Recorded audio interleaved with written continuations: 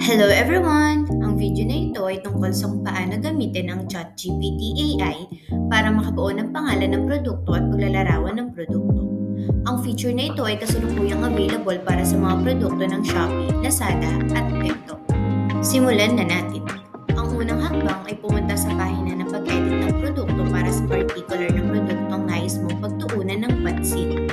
Pangalawa, hanapin ang AI icon na matatagpuan sa kanang bahagi ng pangalan ng produkto at i-click ang icon na ito upang i-activate ang AI Assistant.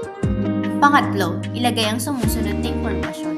Orihinal na pangalan ng produkto, category, keywords, at ang nais mong target na lengguwahe.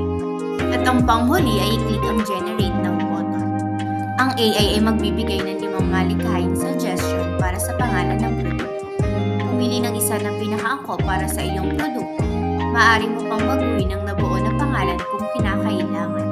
Kapag ikaw ay satisfied na, i-click ang Apply button. Pagkatapos ilapat ang bagong pangalan ng produkto, ang orihinal na pangalan at kategorya ay maa-update at ang mga nabuo na resulta ay otomatikong lilinisin. Ang susunod ay paraan ng paggamit ng ChatGPT AI upang lumikha ng paglalarawan ng produkto. Ito ang mga hakbang. Una, hanapin ang icon ng AI sa kanang bahagi ng product description field. Pagkatapos ay i-click ang icon na ito upang i-activate ang AI assistant. Pangalawa, punan ang mga keyword ng produkto ng iyong nais na lengguwahe. At ang pangatlo ay i-click ang Generate Now. Gagawa ang AI ng isang paglalarawan ng produkto, maaari mo itong baguhin at i-click upang mag-apply. Pagkatapos i-apply, ang kasalukuyang paglalarawan ng produkto ay i-update at ang mga nabuo na resulta ay automatically lilinisin. Kung mayroon ka pang karagdagang mga katanungan, mangyaring i-click ang Chat with Us sa kanang ibabang sulok upang makontak ang aming customer service para sa tulong.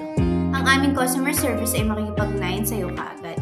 Kung meron kang anumang mga katanungan, ilagay ito sa comment section. Salamat sa panonood!